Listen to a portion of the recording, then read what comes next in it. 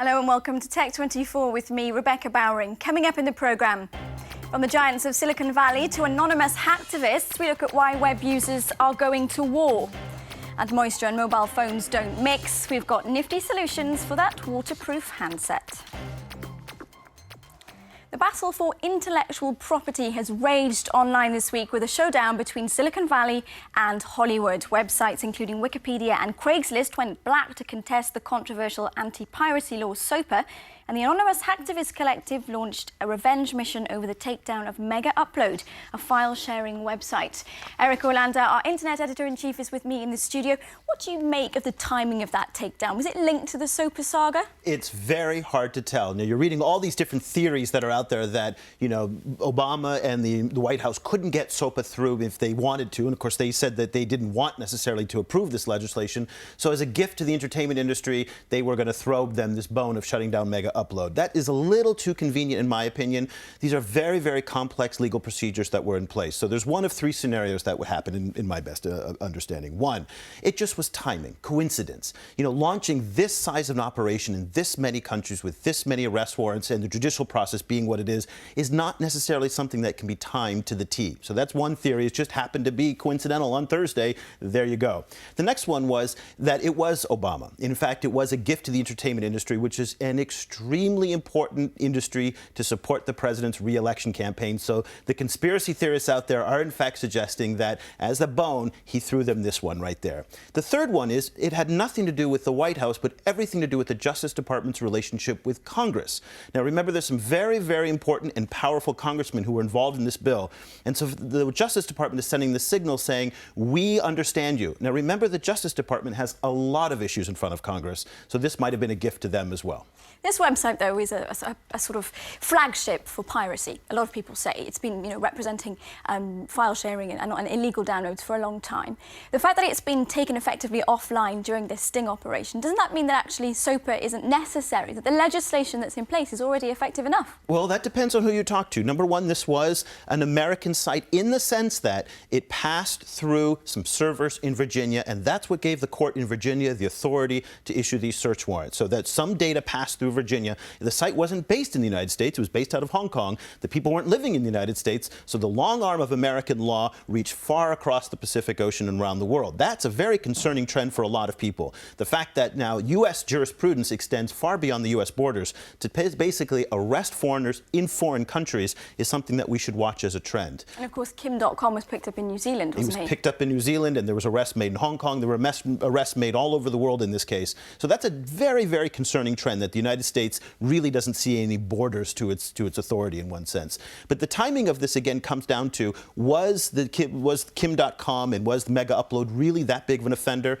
Well, it's hard to tell. It does have some legitimate use as a site. But see, that's the key thing. It's that it's a storage locker. So people put all sorts of things up there, things that they own the rights to, family photos, term papers, all sorts of different things that you store digitally online. Now, a lot of that content was, in fact, protected content, and that's the justification that they used. But do you get a pink Cadillac and a mansion from only running a legitimate website? Absolutely. Go to Silicon Valley, and there's a lot of pink Cadillacs out there. So that's not a very fair way of characterizing. Just because you made a lot of money, it's somehow illegitimate.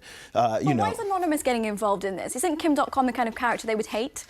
No, they like freedom of information and freedom of access to information, and they don't like the draconian laws that are coming down, not only in the United States, but Hadopi here in France and in other countries as well. So Anonymous is reacting to the draconian laws that are coming down and the very clumsy way that authorities are dealing with this. These are sledgehammers they're taking to very, very sensitive industries. And it's really that's what's motivating Anonymous. And we don't know who Anonymous is. That's a very important thing. So all of these attacks that Anonymous has been launching could be for lots of different reasons. Anonymous does not behave as a single entity. And whatever you read about Anonymous, don't believe it. And because there's lots of disinterested, lots of disorganized groups of people kind of working somehow in concert with one another, but we really don't know. Let's touch on Nicolas Sarkozy, who jumped on the bandwagon straight away to congratulate the US. Obviously, he wants to get as much support as he can for his Hadopi law in the run-up to the presidential re-election, potentially, for him. This is kind of a joke, because this is coming from a guy who doesn't even know how to use email. And we were talking about this earlier, that,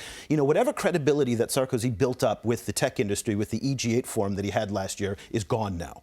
I mean, this is a guy who is really, with this act now, with his support of the US Act against mega upload, he's really put his cards down, and he's basically said, I'm on the side of the entertainment industry, I'm on the side of these laws, and that might potentially come back to hurt France and certainly his administration when he needs the support of the likes of Facebook and others. Thanks, Eric. Stay with us. Test 24 next.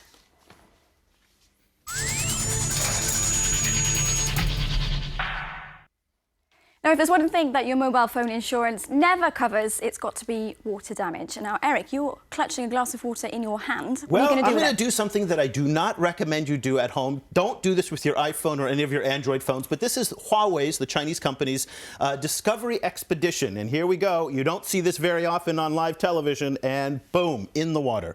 Now, how many times, I sound like I'm selling a product now, how many times have you... This is not the shopping channel. That's right, but have you dropped it? Okay, let's say it. In the toilet, in the washing machine. I put mine in the washing machine, yeah. In, it was cooked. You know, it's been in the rain, in a torrential downpour, and phones are very sensitive things. So Huawei's come up with something that's rather ingenious, and this is really the first indication that the Chinese are really coming out with some inventive products. This is an it still works excellent then? product. Press those buttons. Let me Have turn you it still on. got any light There we coming out go. of it? The light's on, and in. Oh, there it is. So if you're a deep-sea diver and you want to make a phone call home to your mum? Well, it'll... But aside from that, but let's talk about some more practical reasons that you might use this. Certainly in developing countries where you don't necessarily have steady electricity, there's a flashlight on the back. Very, very useful. It's also got a USB drive. It's also dust-proof, too. This is very, very important in a lot of countries. Here's the best part about it.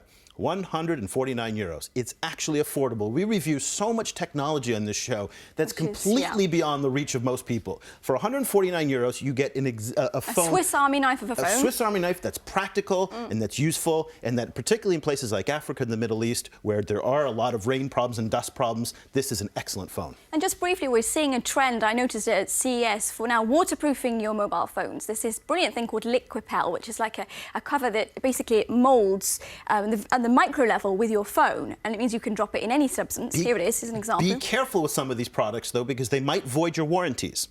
So you might have a manufacturer's warranty that says the minute you start touching with the frame of it, you're no longer it. With a phone like this, the warranty comes built in with it. So this is a very, very useful phone. That technology then is inbuilt in the smartphones. That's right. One other final point, built-in Facebook, Twitter into this. It's also got internal memory plus a micro SD. Very, very practical phone. Excellent phone. Solid buy. Solid buy. Thanks very much for that, Eric. We're almost at the end of the show. A reminder, as ever, go to our Facebook page to get more information on everything we're talking about, articles and blogs linked to on there, the details coming up on your screen, and also follow us both on Twitter.